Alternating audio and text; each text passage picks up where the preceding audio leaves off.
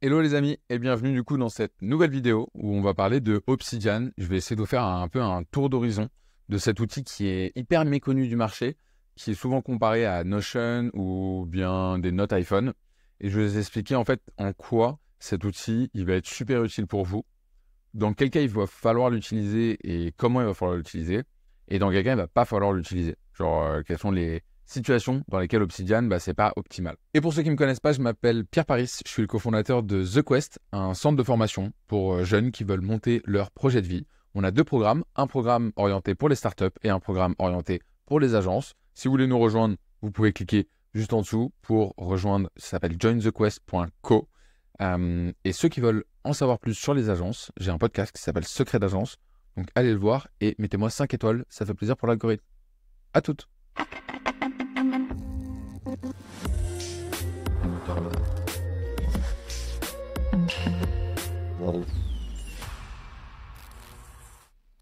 Alright, du coup c'est parti, on se retrouve sur mon écran. Donc là on est sur le site de Obsidian. Bon déjà ce qu'il faut savoir c'est qu'Obsidian c'est un projet qu'on appelle open source. C'est-à-dire que tout le monde peut rajouter son grain de sel. C'est pas un projet qui est fermé, c'est un projet qui est ouvert. Donc en gros, ce qu'il faut avoir en tête c'est que c'est un truc de geek, Obsidian. C'est pour ça que dès que vous allez croiser un gars qui fait du code, un mec un peu déter en code et tout, c'est sûr il utilise Obsidian. C'est sûr et certain. Pourquoi c'est intéressant? C'est parce que, déjà, un, c'est gratuit.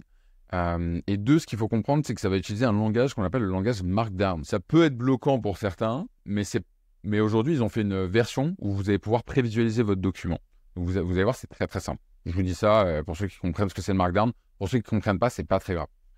Donc, c'est à télécharger. Vous pouvez le synchroniser gratuitement avec tous vos devices.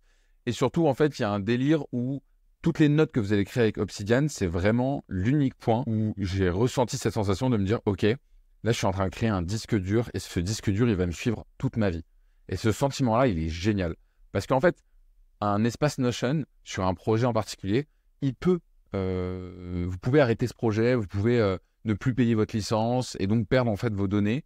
Ou alors vous dire, OK, je vais faire un export de mes données Notion pour les mettre ailleurs. Et en fait, vous ne le faites jamais. Ce genre de truc est sur votre to-do. Vous voulez faire l'été ou vacances de Noël et que vous ne le faites jamais. Donc là, il y a un truc où à la fois les informations elles sont enregistrées dans votre Obsidian et à la fois elles sont enregistrées sur votre ordinateur dans un langage qui s'appelle le Markdown. Et ce langage, il est utilisable par n'importe quel outil.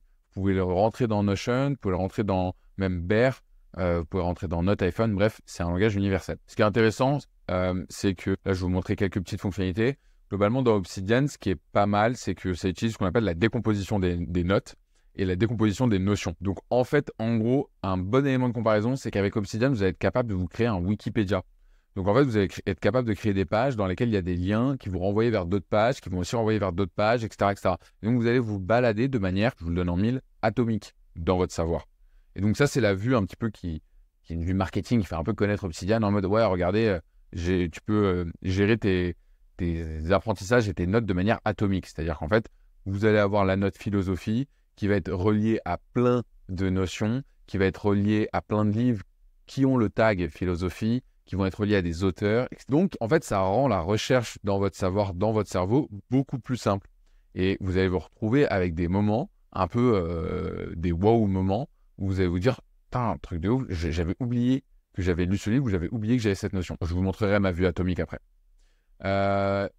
Canva, ça je connaissais même pas, mais en gros ça fait partie des plugins un peu, donc vous allez être capable de créer des choses. Et donc là les plugins comme je vous disais, donc les plugins c'est un peu comme sur Google Doc ou sur PowerPoint, c'est des add-ons, c'est-à-dire c'est des fonctionnalités que vous rajoutez à votre Obsidian. Ça va être des trucs par exemple pour changer le thème, pour avoir une vue calendrier, une vue Kanban, voilà.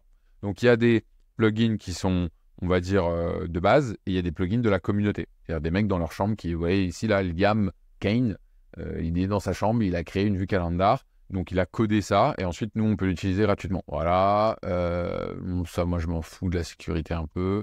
Tac, tac, tac. Et vous allez pouvoir avoir, donc, il y a des personnes qui publient leur Obsidian. C'est-à-dire que vous allez pouvoir en créer un site internet, et ce site internet, vous allez pouvoir le partager avec tout le monde. Sinon, c'est perso. Donc là, vous voyez ici, pour $8 par mois, pouvez créer votre site internet. Et donc, ça ressemble à quoi? Ça ressemble à, je sais pas s'il y a un exemple sur la page, voilà, par exemple.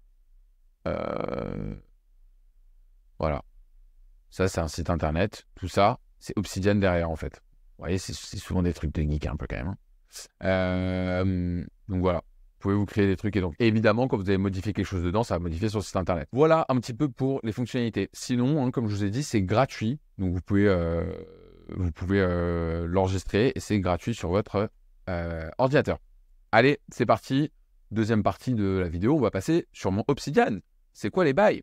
Bon, pour pas trop vous embrouiller, globalement, qu'est-ce qui se passe? On va commencer par là. Hop, et on va faire démarrer la présentation. Voilà. Donc, ce qu'on va voir ensemble là, dans le premier chapitre, attendez, je ne vous ai même pas montré les autres chapitres. Dans le premier chapitre, on va voir comprendre le système de prise de notes, c'est hyper important. Maîtriser rapidement Obsidian, aller plus loin avec Obsidian, aller encore plus loin. Ouais. Ok, allez, c'est parti. Donc, chapitre 1. Pas grave, c'est un peu décousu, on est ensemble. Le but, c'est que vous compreniez et que ce soit rapide. Donc, première chose, c'est que je vous présente Obsidian et je vais vous présenter ma façon de le faire, ma façon de m'organiser, le principe des atomes et du cerveau, la méthode Zentel-Castle, la roue de la connaissance et Obsidian vs Notion ou NoteIPhone. Donc, présentation d'Obsidian. Ça, je crois que c'est un autre... Ouais, ça, c'est un autre site que j'ai bien aimé, que je voulais vous montrer, qui permet, en fait, vous voyez, c'est d'autres thèmes, en fait. Chaque site permet d'avoir des thèmes. J'aime bien un peu la façon dont il l'a organisé sur Obsidian, je vous en parlerai après. Mais voilà, globalement, il a un peu créé des notes. Voilà. Donc ça, c'est assez intéressant parce que vous allez voir ici dans les notes, vous allez commencer à habituer votre regard à voir des choses. Vous voyez en haut là, il ne l'a pas fait partout, mais ici là en haut, vous voyez, il y a ce qu'on appelle des propriétés. Donc là, en fait, c'est ce qui va vous permettre de créer ces fameux liens atomiques. Donc là, il a ce truc-là, là, Face à la science, donc c'est un livre. Il l'a relié à notes bibliographiques, il l'a relié à un auteur et Map of Content, il l'a relié à, je ne suis pas bilingue en espagnol, mais ça doit être spiritualité, je pense ça. Et donc si on clique sur ça, on va arriver sur la note spiritualité et il a lié les pages à cette note-là. Et donc là, vous pouvez jumper du coup de livre en livre. Ah, là j'arrive sur ce gars-là il a aussi écrit ça, etc., etc. Et donc vous pouvez jumper de manière atomique sur les savoirs. Ensuite, le cerveau, du coup, il est atomique. Comprendre comment fonctionne le cerveau. Je vais vous passer cette... très rapidement. Pardon. Hop. Caporama. Parce qu'elle est présente dans une formation qui s'appelle Panam Automatisé Academy, formation de 40 heures sur comment devenir productif. C'est une des parties. Globalement, on a 50 000 pensées par jour. On traîne 32 gigaoctets d'informations par jour. C'est énorme. Le cerveau, globalement, il y a deux substances. Une substance grise et une substance blanche. On a 75% des neurones qui sont présents dans le cortex. C'est ce qui rend notre espèce unique. Et on va avoir plusieurs lobes. Alors, ouais. Et il y a nos neurones, ça c'est important pour Obsidian, qui communiquent de manière un peu différente. Donc, on a un corps cellulaire qui possède des dendrites et qui possède des axiomes. Les axiomes, c'est ce qui permet de faire le lien entre plusieurs atomes. Et vous, le but dans l'apprentissage de votre savoir, c'est de faire des liens entre ces différents corps cellulaires. Si on prend la métaphore de Obsidian, du coup, les corps cellulaires, c'est des notes. Et le but, c'est de faire des liens, donc faire des propriétés entre ces notes. Lobe frontal, bon, vous verrez, je vais passer assez vite parce qu'on s'en fout pour cette vidéo. Lobe occipital, là où je vous ai remis les différentes fonctionnalités par lobe. Là, les 12 règles du cerveau. Voilà, le cerveau est un muscle. Ensuite, méthode Zentel-Castle. Donc, en gros, c'est un man qui s'appelle Niklas Luhmann, scientologiste allemand. Il a écrit 58 livres dans sa vie. Donc, la question, c'est que les gens se sont demandé, OK, le man, il n'a pas Obsidian, il n'a pas Notion, il n'a pas LinkedIn. Comment il fait pour écrire 58 livres par jour? Et ce qu'il fait, c'est ça. C'est qu'en fait, il a, tout au long de sa vie, trié ses notes en se disant, OK, là, je vais apprendre comment est-ce que la photosynthèse fonctionne. Pour comprendre la photosynthèse, il faut que je comprenne comment il va y avoir le rôle du soleil. Ah bah tiens, je vais faire une note sur le soleil. Ok, le soleil, il est composé de quoi? Il est à quelle distance de la Terre? Ensuite, pour la photosynthèse, j'ai besoin de savoir comment ça fonctionne, les transformations chimiques pour transformer du CO2 en O2 plus énergie.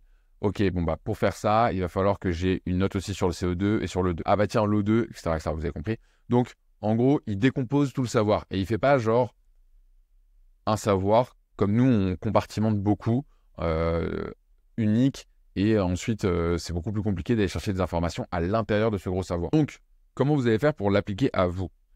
1, 2, 3, 4, 5. 5 étapes. La première, c'est que vous allez du coup sélectionner tous les éléments que vous allez vouloir apprendre. Ok, ça peut être sur LinkedIn, avec des livres, etc., etc. Ensuite, vous allez capturer les super bons éléments. Ce qu'il faut retenir, c'est que dans un livre, il y a 4 ou 5 grandes notions très importantes. Le but, c'est que vous les capturez. Donc moi, par exemple, pour capturer ça, je surligne dans ma Kindle et ensuite, j'exporte les notes de ma Kindle vers mon Obsidian. Je vais vous montrer après, aller plus loin. Une fois que vous avez exporté ces notes brutes, il ne faut pas s'arrêter là. Il va falloir les déconstruire.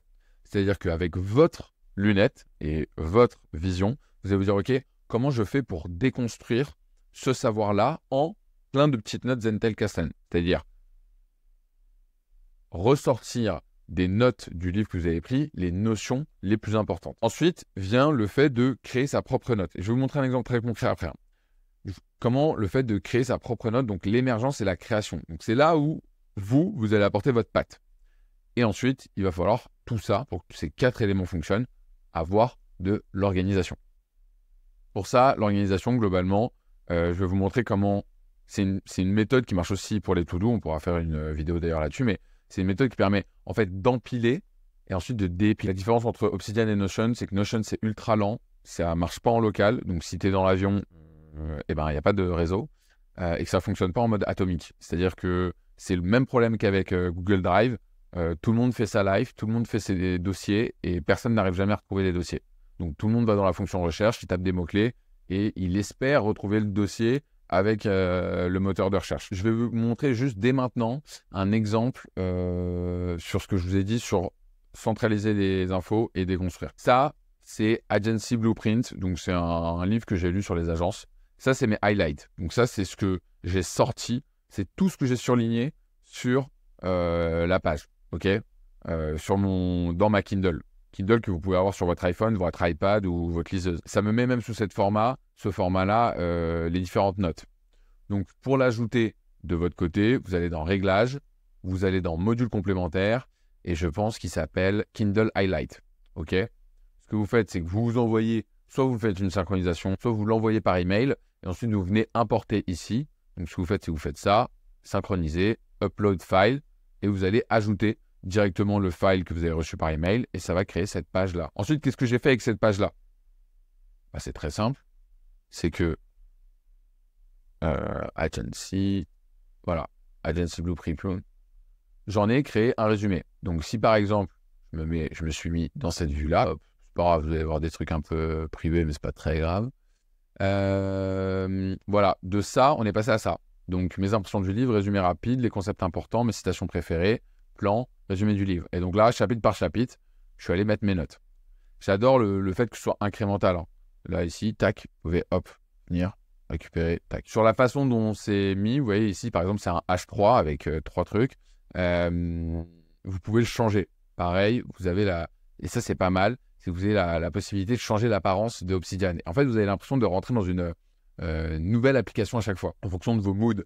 Donc, si par exemple, vous vous dites, non, c'est pas là, c'est là. Allez, je suis plutôt Firefly en ce moment. Tac, vous faites Firefly. Et là, vous voyez, ça n'a rien à voir. Ah ouais, on va rester en Firefly. Non, en fait, il y a trop de rose. Non, en ce moment, franchement, j'étais sur quoi avant? Obsidian Nord. Voilà. J'aime bien celui-là. Là. Je suis dans ce mood-là, donc je le laisse comme ça. OK? Bien. Voilà comment passer de l'un à l'autre. Vous voyez, c'est pas mal d'avoir les deux à côté comme ça. Franchement, c'est vraiment hyper utile. OK? Bien. Et là, vous voyez... c'est les notes, donc ça, c'est mes propriétés, du coup, de ma page. Donc, j'ai la date, lui, l'écrivain, enfin, celui qui a écrit, le projet associé et les notes brutes. Donc, du coup, je peux revenir.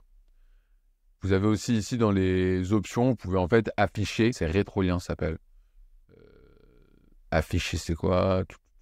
Propriété du fichier, non. Voilà, rétrolien dans le document, c'est le premier. Et là, si vous allez tout en bas, hop, vous voyez les rétroliens.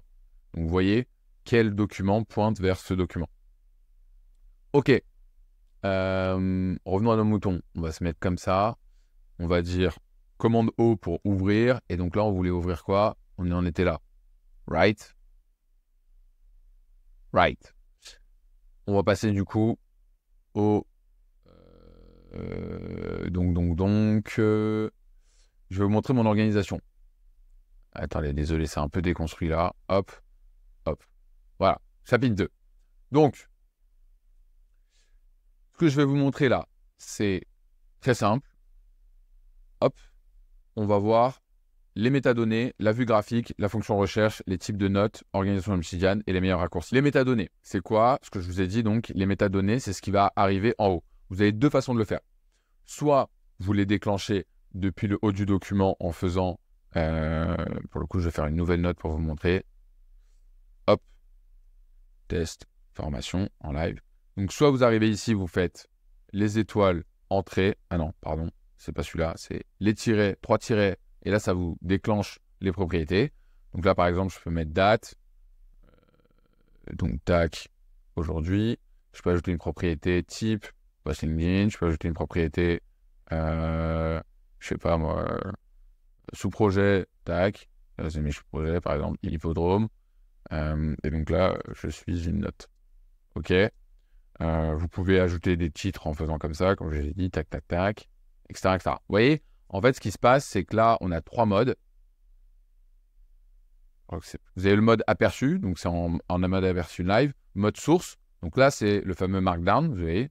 Avant, Obsidian, c'était que comme ça, donc autant vous dire qu'il y avait peu de monde qui l'utilisait, enfin, à part les geeks. Et vous avez le aperçu en direct. Voilà.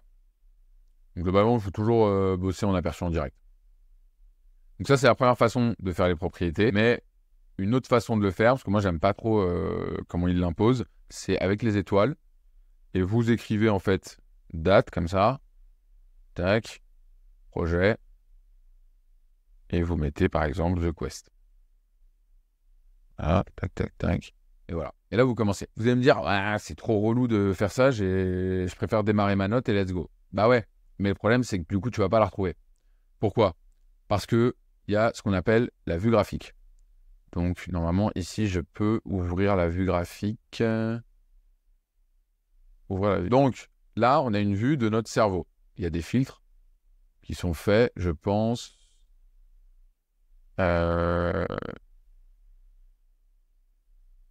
Ok, pas du tout. Du coup, je crois qu'il faut que j'y aille par... Tac, tac, tac, tac, tac. Où est-ce que c'est déjà? Bah alors, pourquoi je vois pas tout? Attendez. Ok, on retourne à nos moutons. C'est pour vous dire à quel point la vue graphique, on l'utilise pas de ouf et que c'était vraiment, comme je vous ai dit tout à l'heure, c'est vraiment un truc marketing. Alors, la vue graphique. Donc, pour la déclencher, ce qu'on fait, c'est que on va donc ici hop, et on appuie sur commande G. Commande G. Donc là, il y a des filtres. Vous allez voir, il y a des petites animations et tout. Bon, on va essayer de pas passer trop de temps sur cette vue graphique. Mais globalement, alors, ici, vous voyez, par exemple, j'allais taper Naval. Là, hop là, vous avez la vue qui se met. Donc là, il y a une petite animation qui fait le lien entre tout. Donc voilà, vous voyez, vous allez voir, il y en a pas mal parce que je pense que, je sais pas, je dois être à 850 ou 1000, plus de 1000 documents dans mon Obsidian. Donc là, en fait, ce qui est pas mal, c'est qu'on peut identifier un peu les différentes pages. Ça, c'est marrant, ça. Je savais pas qu'il y avait les previews comme ça. Voilà. Donc, il y a différents... Ouais, vous voyez, il y a différents liens qui se...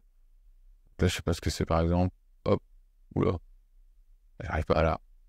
Ouais, il y a des choses qui se passent là. Donc voilà, ça vous permet d'avoir une vue un peu méta.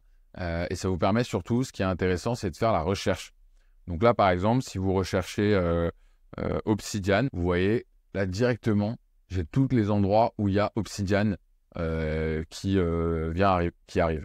Vous pouvez ici mettre même que ce soit case sensitive, c'est-à-dire qu'il faut absolument que ce soit Obsidian et pas Obsidian avec un O majuscule ou quoi qui s'affiche. Donc ça, c'est pas mal. Et ça permet en fait de faire beaucoup de choses dans les résultats, dans les recherches. Vous voyez ici où vous pouvez donc rechercher exactement la correspondance avec un fichier, les files, par tag, par mots-clés dans la même ligne, par section, par propriété. Donc, en fait, c'est ultra, ultra, ultra puissant. Donc, si moi, je propriété, je mets, par exemple, type post LinkedIn, voilà, là, j'ai tous mes posts LinkedIn. Enfin, ceux que j'ai tagués. Donc, ça demande un peu de rigueur pour taguer ça. Voilà un petit peu, en gros, ce que je voulais vous montrer sur cette partie. On retourne à nos moutons. Chapitre 2, vue graphique, métadonnées, on a fait, fonction recherche, on a fait les types de notes. Alors, vous avez plusieurs types de notes et là, ça va être à peu près à chacun de s'organiser comme il veut. Donc, comment ça se passe? Comment je m'organise? Moi, j'ai cette organisation-là. Donc, ça, on s'en fiche. Donc, inbox, projet, cap, garden, passion, ressources, archives. Inbox, c'est quoi? C'est mon fourre-tout. C'est-à-dire que c'est ce que je vous expliquais tout à l'heure sur le empilé. C'est toutes les notes qu'il faut que je traite. C'est toutes les notes qui sont en cours, c'est toutes les notes à trier. Donc, en gros, c'est un peu comme notre écran. Voilà, c'est vraiment genre tout ce que je dois mettre en place et tout ce que je dois trier. Donc, j'ai les articles que je suis en train d'écrire. Donc là, par exemple, je suis en train d'écrire un article sur comment réussir sa première course à pied. Là, tout est en cours d'écriture. Les meetings récurrents, voilà. Donc, tout ça, c'est en cours. Ici, j'ai Q2, j'ai mes objectifs, mon calendrier, ma routine. Enfin, tout ça, c'est à trier. OK? Ensuite, j'ai mes projets. Donc là, globalement, c'est les gros projets que j'ai en ce moment sur lesquels je travaille. Donc, pareil, à l'intérieur, tac, il y a des choses. Donc là, par exemple, acheter un appartement. Dès que j'ai des informations, je fais des dîners avec quelqu'un et tout, je le mets dans ce fichier-là. Et donc, ça me permet, le jour où je vais vouloir acheter un appartement, de venir et de dire, OK, putain, en fait, j'ai ça, OK, qu'est-ce que je pourrais faire, tac, tac, tac. Et donc, en fait, quand j'arrive et que je vais démarrer un projet, j'ai déjà, en fait, 30% du projet qui est fait parce que je centralise tout. Là, apprendre Obsidian, vous voyez, donc là, il y a la formation, j'ai mis des ressources en dessous, enfin, voilà. Donc ça, c'est les projets. Ensuite, j'ai les caps. Donc, moi, j'ai 4 caps. J'ai une cape pour devenir un très bon CEO d'entreprise, une cape pour être un bon créateur de contenu, une cape pour être une bonne personne et un best trailer. Donc voilà, ça c'est des projets que j'ai un peu. Typiquement, vous voyez, ça c'est une note qui explique ce que c'est que la Barclay. Ça c'est Cap Tourer, donc ça c'est une course que j'ai envie d'organiser, du Cap Ferret à Royan. Voilà. Ici, best CEO, pareil, j'ai des choses. Donc j'ai mes bilans de mes journées. Ça, je vais vous montrer, c'est intéressant. Alors, mes bilans de mes journées. Ici, il y a une vue calendar. Je crois que c'est un module, ça. Il faudrait que je vous retrouve. Mais globalement, c'est un module qui s'appelle... Module principal. Ah non, attendez, ça s'appelle comment? Je crois que c'est calendar. Ouais, voilà, c'est ça, c'est calendar. Ce que j'ai fait dans calendar. Ok, donc du coup, comme je disais, dès que vous allez cliquer, en fait, ici, par exemple, ça va ouvrir directement une nouvelle page avec la date du jour et un template. Donc le template, comme je vous ai dit, il est configuré ici. Vous voyez, je vais vous montrer ce que c'est les templates. Mais il va chercher ici, New Day, et il va l'enregistrer ici, automatiquement. Donc ça, c'est pas mal. Déjà, c'est des petites choses qui sont pas mal. C'est-à-dire que dès que j'ouvre une note, ça va me chercher le bon template, et en plus, ça va me l'enregistrer au bon endroit. Moi, j'ai plus rien à faire. Donc, ça, c'est bon. Après, ça, c'est, je vais pas rentrer là-dedans, mais je fixe. Donc ça, c'est la veille pour le lendemain. Je fixe les 3 objectifs de la journée, ce que je veux apprendre aujourd'hui. Et ensuite, je fais le bilan le soir. Ça a été quoi ma grosse action, mon action préférée, le truc le plus stylé que j'ai appris, et est-ce que j'ai fait une action game changer pour les projets que j'accompagne. Et en dessous, j'ai mis ici mes OKR du moment. C'est intéressant de pouvoir se les rappeler à chaque fois. Donc, je ne vais pas vous les montrer parce que c'est un peu confidentiel quand même, mais je vais vous montrer un truc. Vous vous souvenez tout à l'heure, on a créé une page qui s'appelle « Je suis un test », je crois. Non ? Je suis... non, comment elle s'appelle la page qu'on a créée tout à l'heure? On l'a créée... Bon, par exemple, on va faire la Barclay. Donc ça, la Barclay, ce qu'on veut, imaginons que la Barclay, ce soit mes OKR. Ce que je vais faire, c'est que je vais appeler la page la Barclay. OK? Et devant, je vais mettre un petit point d'exclamation. Ce point d'exclamation, en fait, il va me permettre de prévisualiser cette page. Ce qui fait que je suis là. Donc là, imaginons que ce soit vos OKR. Vous arrivez, vous dites « Ah ouais, OK. » Donc tac, tac, tac. Ah oui, d'ailleurs, et mes OKR, c'est ça. OK, il faut peut-être que je change mon objectif, etc., etc. Voilà. Et ensuite, vous pouvez faire pareil, mais version semaine. Et donc là, ce que vous pouvez faire, c'est que vous pouvez aller chercher une note template. Donc ça, c'est mes notes template. Donc typiquement, vous pouvez cliquer sur nouvelle semaine. Vous pouvez cliquer sur, par exemple, note article. OK? Où est-ce qu'on retrouve ces templates? Ces templates, on va les retrouver dans un endroit que je vais vous montrer juste après. Donc, voilà, les caps. Garden. Qu'est-ce que c'est que le Garden? Le Garden, c'est tout. Genre, en fait, le Garden, c'est votre cerveau. OK? Dedans, vous allez avoir plusieurs petits trucs. Mais globalement, dès que vous allez faire un truc, mettez-le dans votre Garden. Et donc, dans le Garden, il y a un fichier qui s'appelle Template. Et c'est ici que vous allez pouvoir changer vos différents templates. Donc là, par exemple, si on va dans le New Day, voilà, là, vous allez pouvoir changer votre template. Si, par exemple, je coupe une chèvre et que je vais sur le 27, la chèvre n'est plus là. Et si je reviens là et que je remets, vous avez compris, du coup, la chèvre reviendra. Chèvre, chèvre. OK. Donc ça, c'est vraiment top pour gagner du temps parce que vous pouvez prédéfinir vos propriétés. Donc vous voyez, je vous ai dit tout à l'heure que je n'aimais pas trop cette façon de faire les propriétés parce qu'en fait, j'ai changé depuis la façon dont je les faisais. Donc par exemple, dans quelles sont les dernières que j'ai faites, par exemple dans podcast, voilà. Ça, c'est ma note pour créer mon podcast. J'ai un podcast qui s'appelle Secret d'agence. Allez mettre 3 étoiles, s'il vous plaît. Enfin, 5 étoiles, s'il vous plaît, ça fait plaisir. Ça me permet ici d'avoir un peu les questions, etc. OK, bien. Voilà. Dans le Garden, on met du coup tout. Donc, quand vous avez un fichier dans votre inbox. Vous allez ensuite vous dire, OK, à quoi je lis cette note? Est-ce que c'est une note permanente comme le résumé d'un livre? Ça, c'est une note permanente. Ou est-ce que c'est une note, c'est cool si j'arrive à la retrouver, mais elle ne doit pas forcément être permanente? Et donc, dans ces cas-là, vous la mettez dans le Garden. Sinon, vous pouvez la mettre ailleurs. Ça, c'est les passions. Donc, moi, j'ai en gros ces passions-là. Donc, j'essaye de mettre tout ce qui relie à mes passions là-dedans. Les ressources, ensuite, ça, c'est les ressources brutes par type d'éléments. Donc, les livres avec les résumés, les podcasts que j'écoute, par exemple, et les notes que j'ai prises dessus. Là, j'ai fait une petite note avec la liste des podcasts que j'aime bien. Donc, quand quelqu'un me dit, t'as pas des idées de podcast, tac, ce que je fais, c'est que je viens là. Je fais exporter en PDF, tac, hop, et là, ça vous génère un PDF, et vous l'envoyez.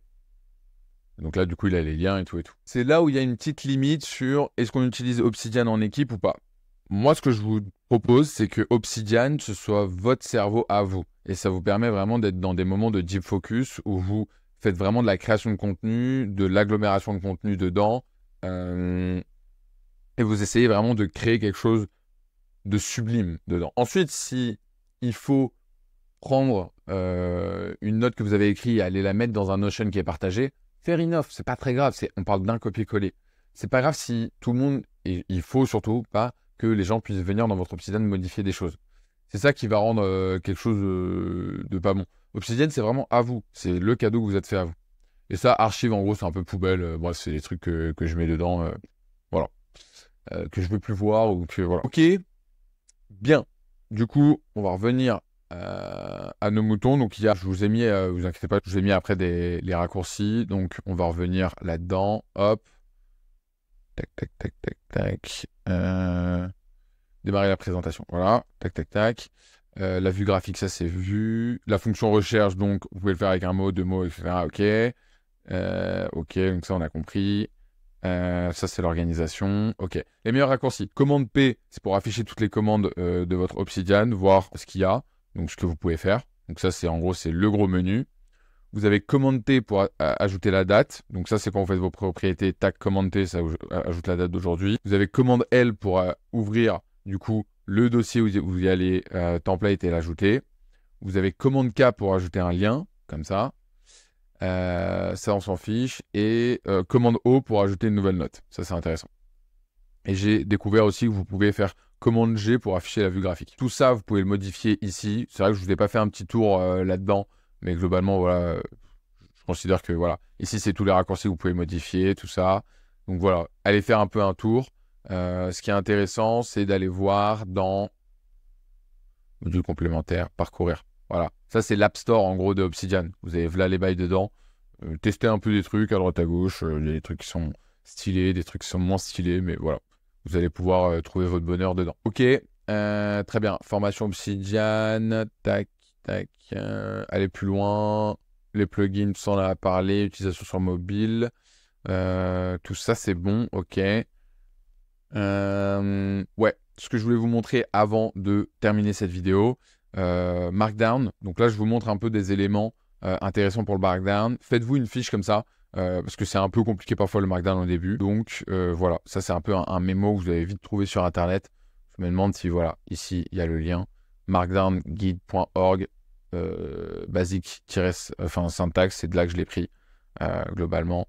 Voilà, ça c'est intéressant. Les rétroliens, c'est pas mal de faire ça. Insérer une image, haut de page. Ah ouais, il y a un truc qui est cool.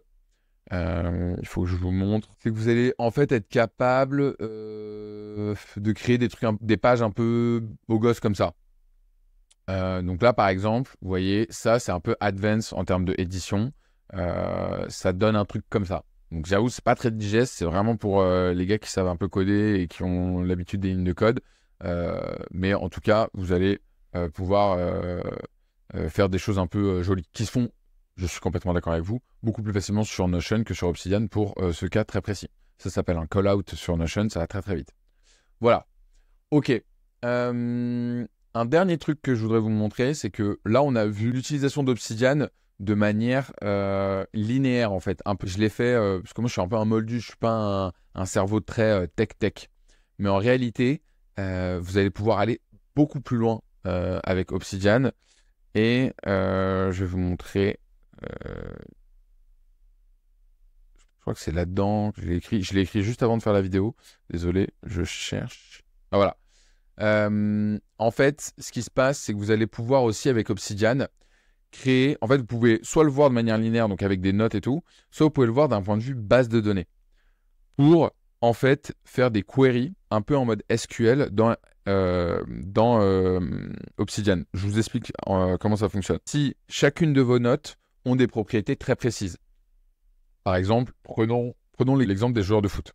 Si pour chaque note qui relate à un joueur de foot, vous avez son poste, sa note sur 100 en défense, sa note sur 100 en attaque et sa note sur 100 en coachabilité, sur son esprit d'équipe. En organisant vos notes en base de données, en utilisant notamment les 3 plugins qui s'appellent DataView, Metadata et QuickAdd, je ne les ai pas deep dive, donc je ne peux pas vous expliquer, mais en tout cas, on m'a dit de le faire.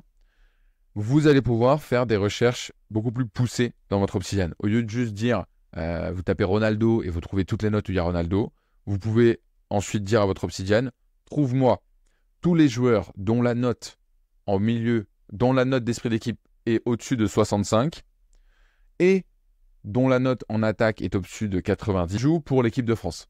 Et là, il va vous afficher les notes qui respectent tous ces critères-là. Et donc là, on commence à créer en fait vraiment un moteur de recherche intelligent dans Obsidian.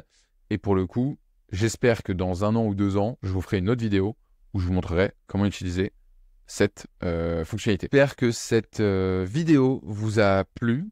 Si t'es arrivé jusque-là, c'est que normalement, elle t'a plu. Donc n'hésite pas à la partager, à la liker. Désolé si elle était un peu décousue. Je l'ai préparée, mais je ne l'ai pas non plus méga écrite. Donc voilà, si vous voulez aller plus loin avec Obsidian, je vous recommande d'aller voir les différentes formations d'Elliott Meunier qui sont vraiment top. Que ce soit sur YouTube, il y en a pas mal qui sont gratuites, et aussi sa formation payante. Si vous avez d'autres questions ou quoi, n'hésitez pas, je suis disponible sur LinkedIn, Pierre Paris ou Paname Automatise. Et puis voilà, à bientôt, ça part.